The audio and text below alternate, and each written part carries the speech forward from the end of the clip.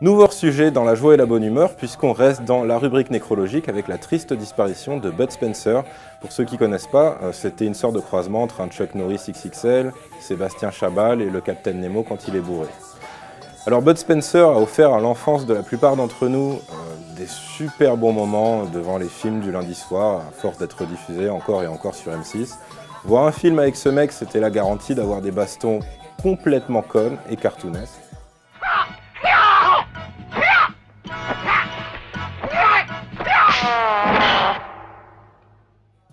Un film de Bud Spencer, c'était aussi la garantie d'avoir des dialogues à la con qui sont géniaux quand t'es gosse et qui sont encore mieux quand t'es bourré.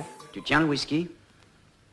Bah, les premiers 10 litres, oui. Ensuite, je deviens nostalgique et je me bagarre pour oublier, et toi? Je suis pas contre qu'un type se glisse dans le lit d'une bonne femme, mais si elle lui dit d'en sortir et qu'il en sort pas, alors il y a violence sexuelle.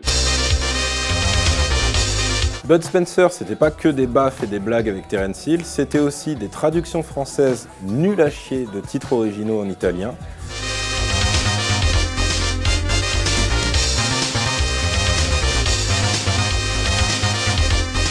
Et j'insiste vraiment sur le côté traduction merdique, parce que, bon, j'ai jamais appris l'italien, parce que c'est... déjà, ça me répugne, mais il me semble que cane et gatto, ça veut dire chien et chat. Et en France, ça se transforme en escroc, macho et gigolo. Ceci dit, mon préféré, c'est une traduction fidèle, puisque c'est « Les anges mangent aussi des faillots ». D'ailleurs, j'espère que c'est ce qu'ils ont marqué sur sa tombe, parce que je trouve vraiment que ce serait une super épitaphe. On a tendance à l'oublier, mais Bud, c'était pas seulement un acteur rigolo, c'était aussi un chanteur super rigolo, même si c'était pas forcément fait exprès.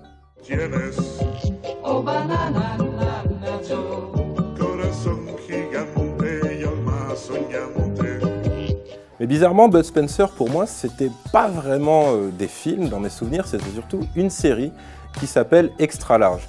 Et alors, en gros, c'était comme Deux flics à Miami, sauf que c'était avec Bud Spencer et Michael Winslow.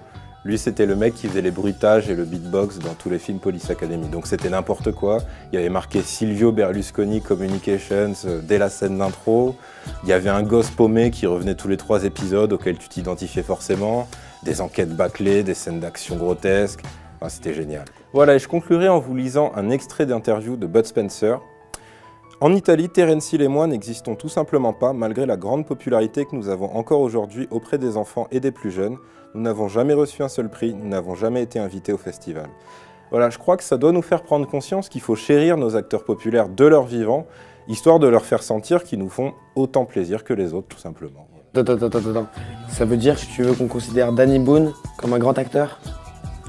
Non, mais on peut considérer Jules comme un grand rappeur. Ce sera possible de couper la fin de la vidéo? C'est mon poteau, je l'aime mais il m'ignore. Alors quand je suis au quartier, je fais l'ivrogne. Que tu coffres, tu veux le million. Tout ça pour attirer les filles mignonnes. Et je te souhaite vie longue, même si tu me rabaisses de longue.